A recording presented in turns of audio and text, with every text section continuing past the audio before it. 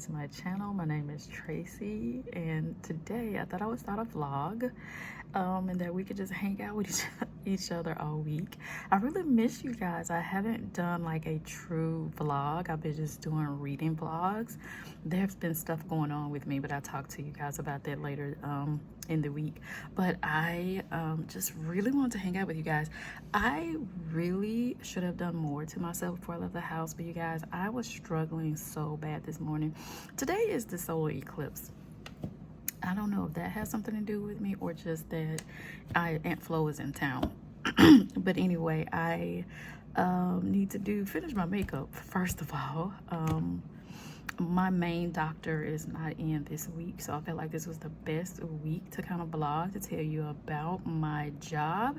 I think I did a vlog one day where I was like, I'll tell you about my company and my job one day, but I haven't done that, and so we'll do it this week. I have just clocked in. I cannot believe I left my house at like 7:08 or something like that, and I clocked in at 7:30 exactly. It was like 7:30 and 40 seconds. I clocked in. So my start time I made up myself. When I started, I was like, what are my hours? And my manager was like, which you tell me. So I was like 7:30 to 4 because I really like getting off at 4 to have a true evening, because I live so close. I don't spend so much time in traffic. I just like having a true evening, so I love that. So I'm going to take you around a little bit this morning. Keep in mind I work in the hospital. However, I don't see patients on my side. I only see patients when I go downstairs and go to other buildings. My doctors do research. One of them actually is on service this week. She is an MD and PhD, so she still has to see patients in addition to her research. And then one of them is out and the other one is here, so it's probably going to be a good week for me too, actually. Yeah, this is a great week for me to be vlogging and talk to you guys and bring you guys along with me through my work day. So the first thing I like to do after I get clocked in is then kind of just take care of myself, which is like put my sweater away, my bag away, and my lunch away. And then I go and unlock their office doors for them. And then I do the coffee tea bar and the candy. The candy is a big deal. If you remember anything from my last job, you know that the candy is a big deal. So anyway, I'm gonna first do my brows and my lips. I'm gonna do that, and then I'll bring you along with me while I do all the other stuff.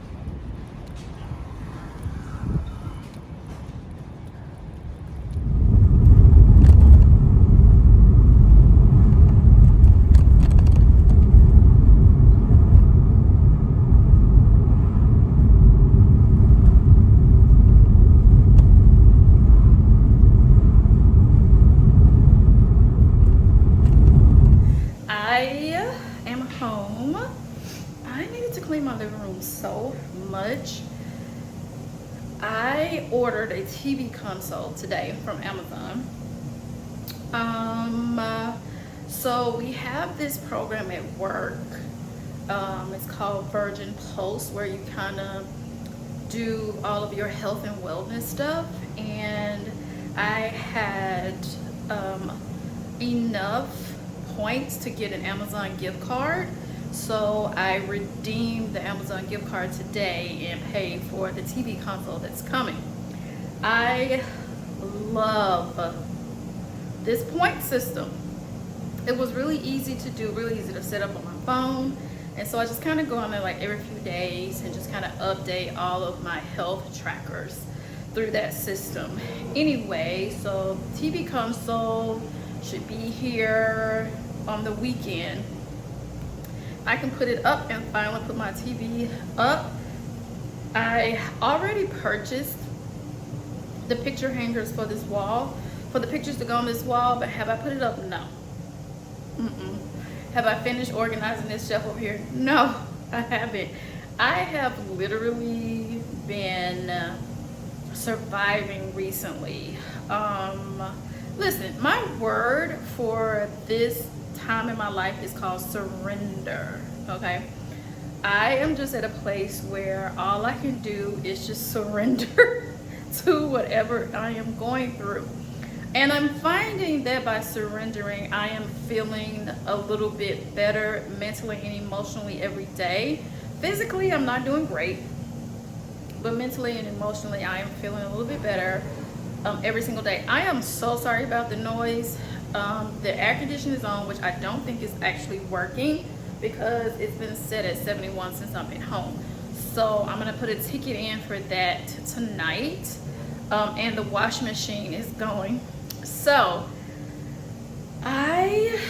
last year I started when I was working in Nashville, living in Nashville, working in Nashville. I was having a very difficult time at work. You guys know I used to do work videos all the time, work week in my life, work day in my life all the time. And we started moving at work. Once we started moving at work, it became unbearable. Like, the professors were unbearable. My manager was unbearable. I only had my supervisor as a support system, and then she turned in her notice to leave. I have been looking for a job for months in Nashville, and I tell you, literal months. I have been looking inside of the company and outside of the company. I did not want to work inside of the company because I did not want to ever work with another professor again as long as I live. They were just...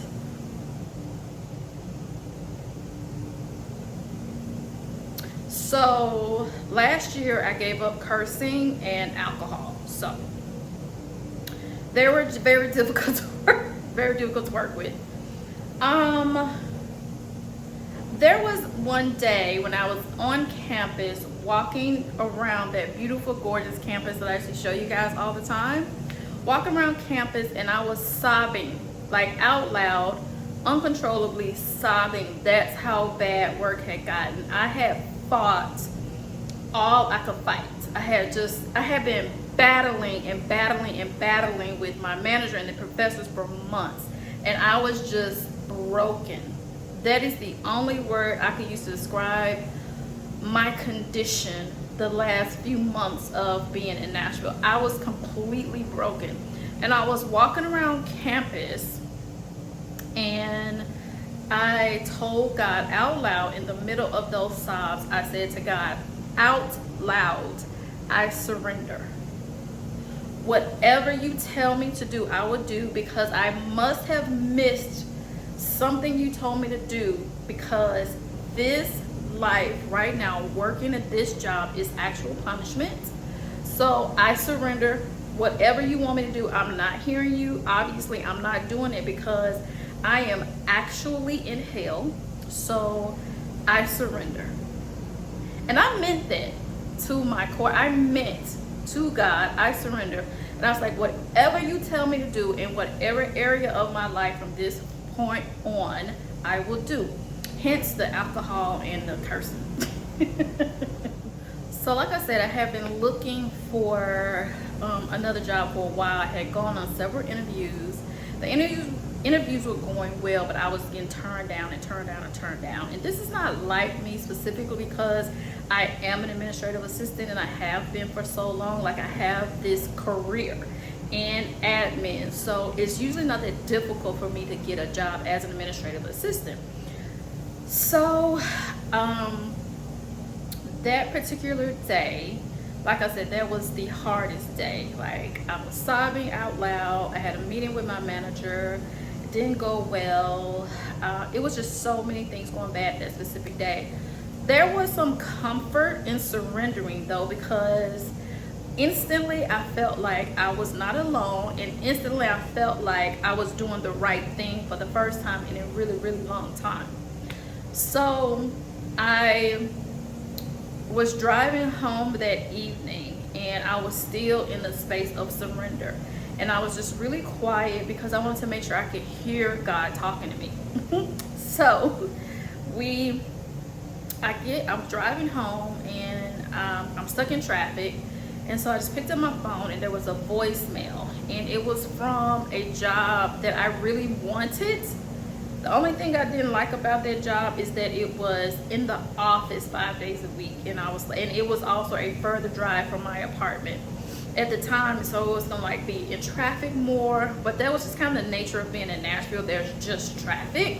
So those were two things that just throwing me off a little bit about that job. But I really wanted it. I felt like I could do it, and it was a great opportunity.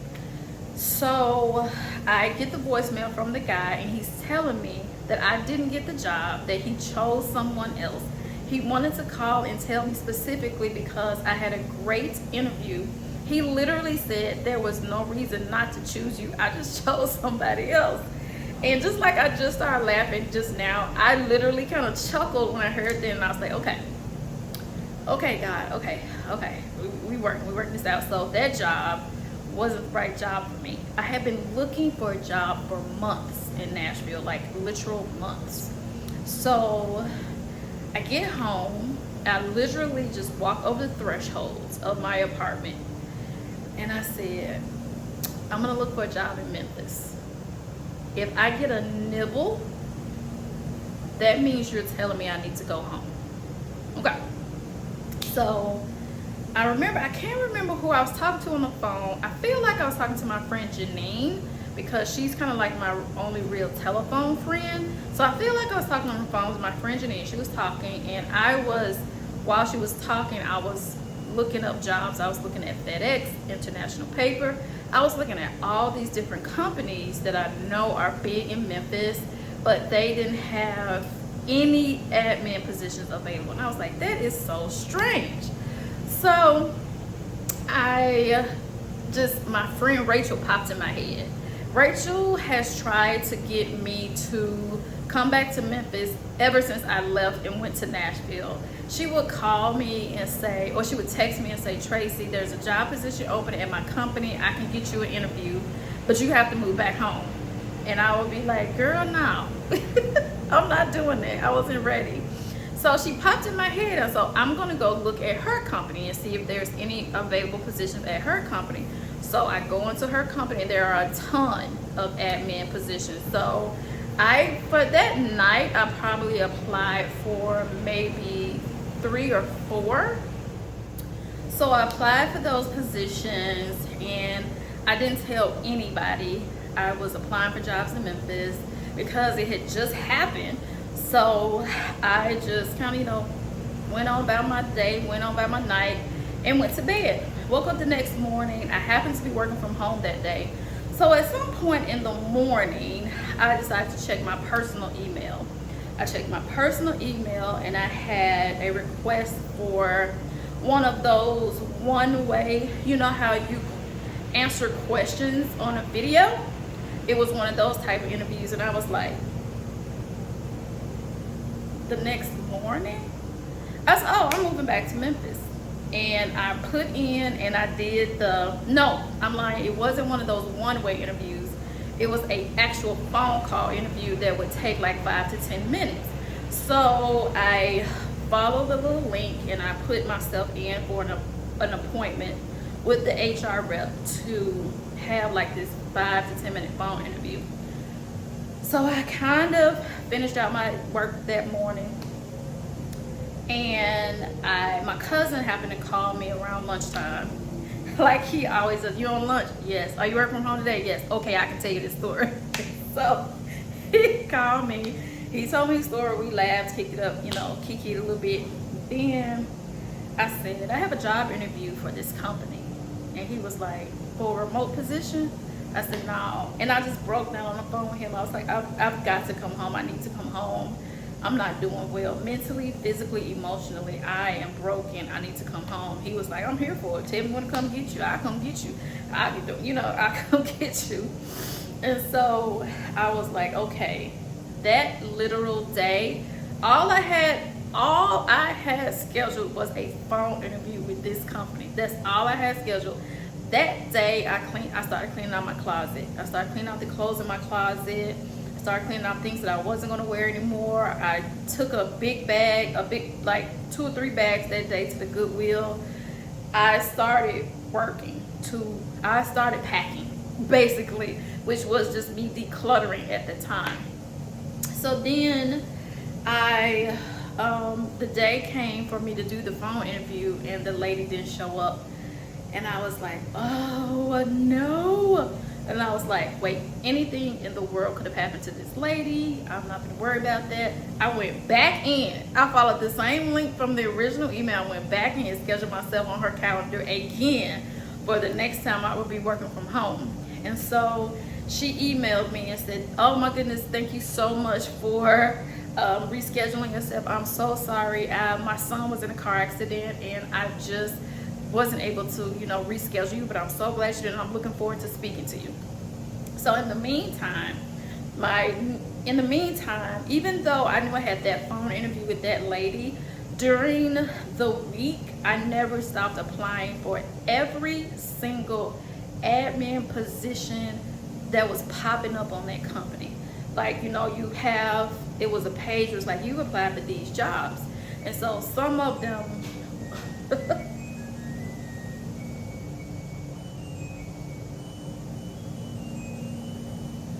some of them were already declining me, like they had already hired somebody else. I didn't care. And it was just a job or 2 or 3 popping up every day, and I was like, blink, blink, blink, blink. I was applying for every single one of them. I ended up having a total of 3 department interviews, which means that they passed me through the system where I interviewed with 3 total different departments. Because it's a children's hospital and because they deal with catastrophic diseases, I didn't want to work in a department that worked with children. I didn't want to work on one of the patient floors necessarily. There are plenty of jobs in the hospital you can do where you don't have to work with patients. But I also didn't realize how small of a patient-centered hospital this was. This is more of a research hospital than a patient-centered hospital. Are there patients all over the place? Yes, but there is way more emphasis on research. The hospital only has 77 beds, and if you know anything about hospitals, that's a small hospital compared to how big of a campus this is, or big of a hospital system that this actually is. So I didn't know any of that before I started. I just kind of knew that in my head.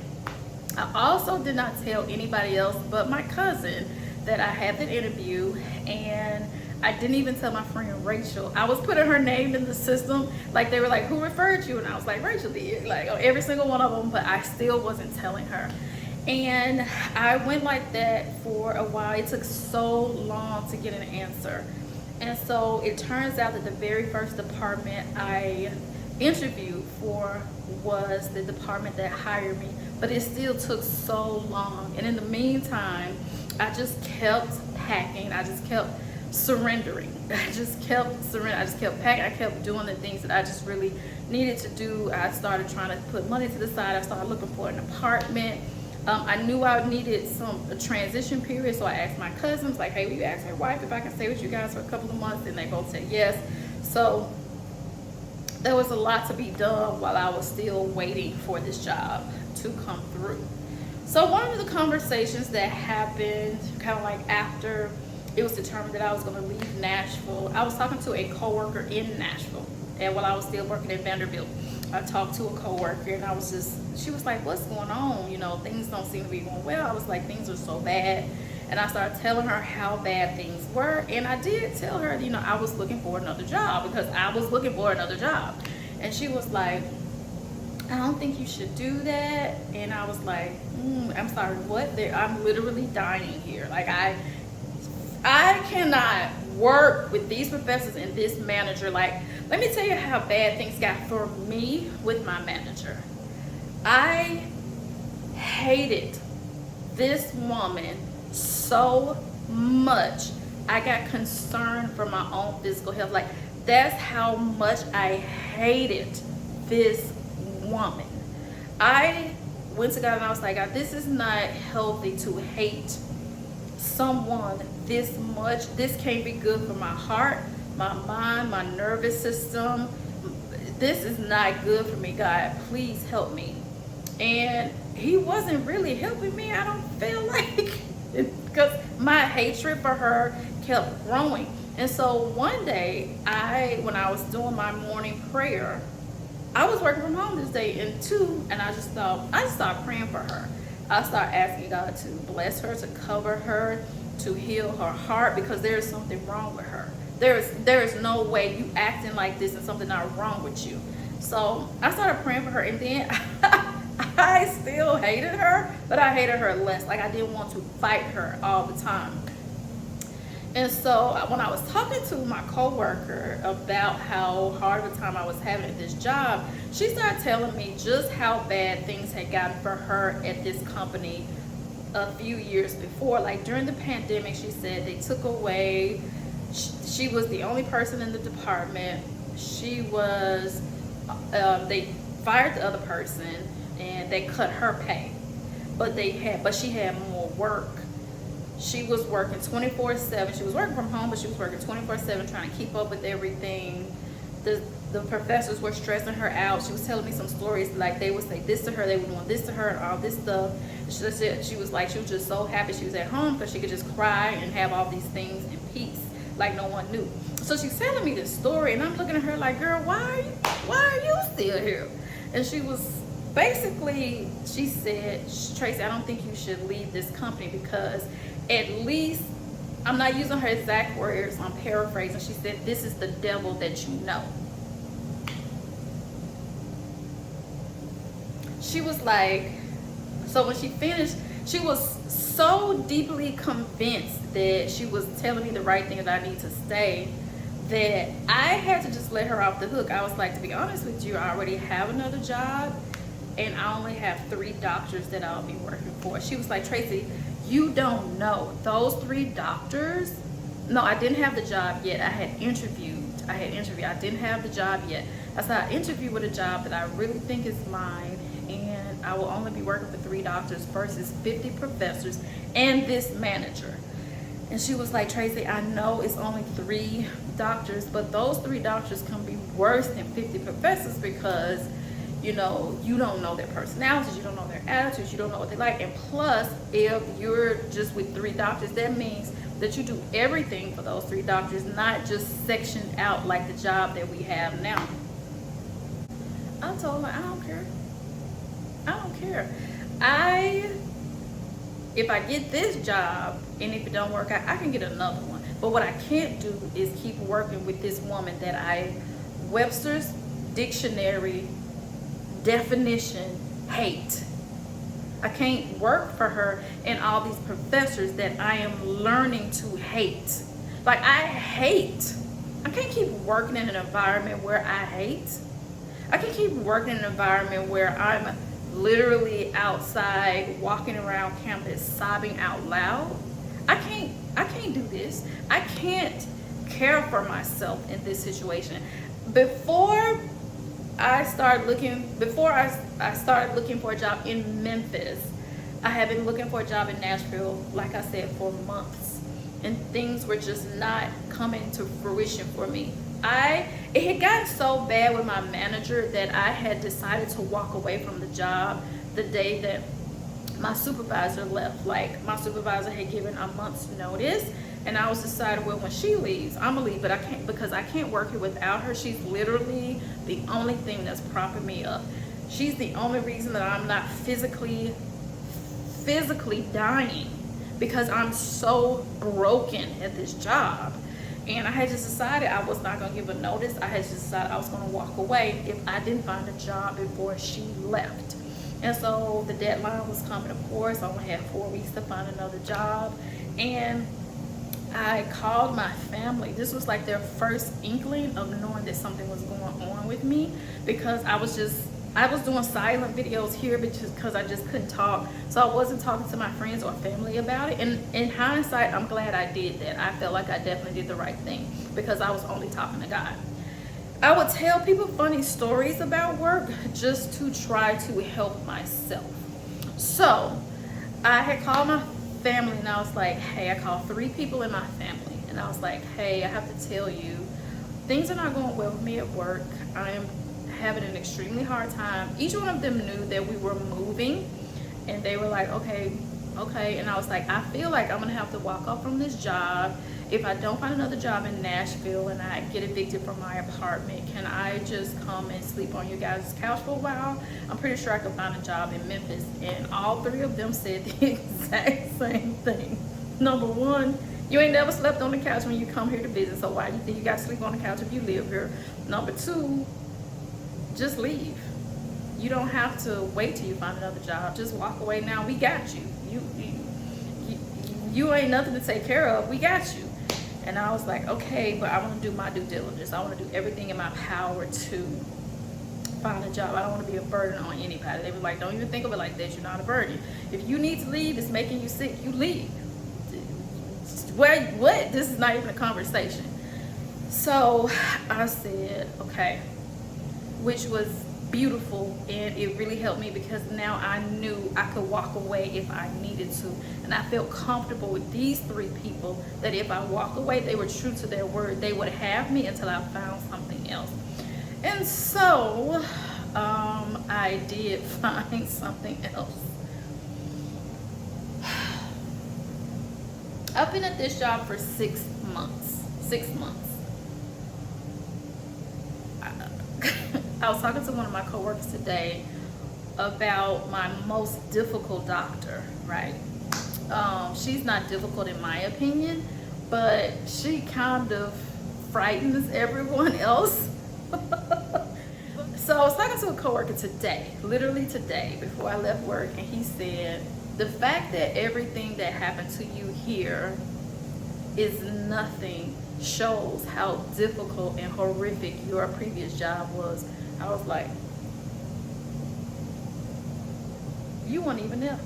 He was like, the fact that these things that go on in this department don't bother you at all shows how difficult your last job was. He said, because all these different things would floor everybody else. They would just take, I was like, this ain't nothing.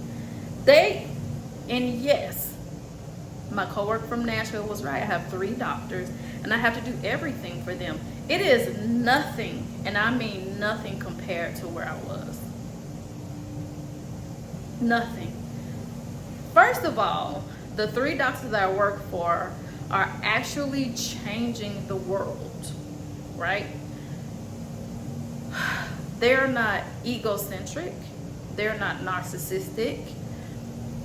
They are one of them has ADHD.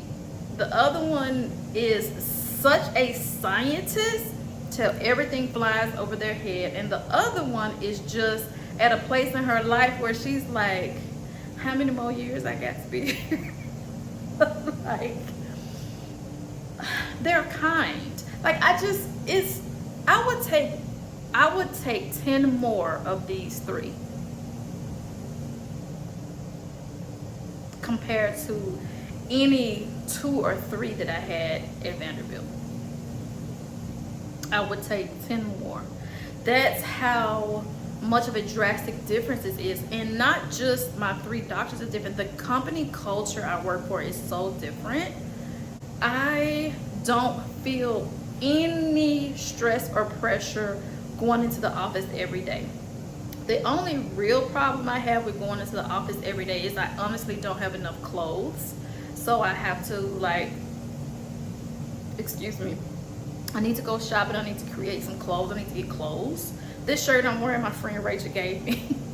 Rachel gave me. I need clothes. Like, that's my biggest issue right now, is needing to get my car repaired, but also I need clothes for work. That's the hardest thing about my job, is me finding something decent to wear 5 days a week.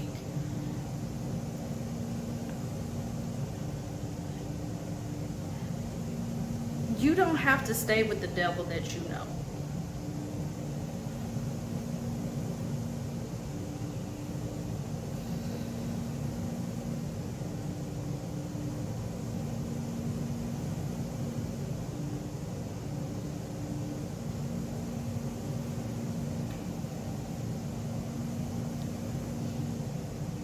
God has something better for you. It doesn't have to be your job. It could be your partner. It could be anything. It could be the home you live in. Don't be afraid to let God bless you. This is a conversation I have with my best friend all the time. Don't be afraid to let God bless you. I know that this feels comfortable where you are, but this is not where you're supposed to be. If you're suffering, you don't have to suffer. I know it's difficult. I know it's hard, but it doesn't have to be. You do need to go through this hard time to see the better time, and to be appreciative and be grateful.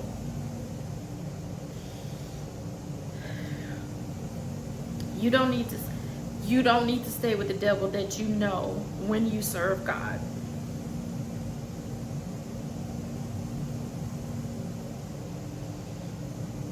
Well, this work day in my life took a turn, but that's been something I've been wanting to tell you guys for so long. I feel like surrendering has been the #1 part of my self-care lately, and it's been very difficult to describe and explain, but this is just one of the ways in which my life has gotten better by surrendering. This video is obviously going to be one day. Even though I said it this morning, it was going to be a week, there is absolutely no way we're going to take this on for a week, because I do not know how long this video is, because I have so much I've been wanting to talk to you guys about. I'm so grateful that you're here. I'm so grateful that you keep clicking, even though I keep coming up missing. Just know that I am unwell, and you guys have known that for a long time. I was diagnosed with adenomyosis in 2020, and this is just something that I've been having to deal with consistently, and it just really is a difficult condition to deal with, and I am having a flare-up right now. But like I said, I showed you my planner earlier. I am getting as much help as I can get. Thank you guys for hanging out with me. I really appreciate you, and I will see you in the next video. Bye, beautiful.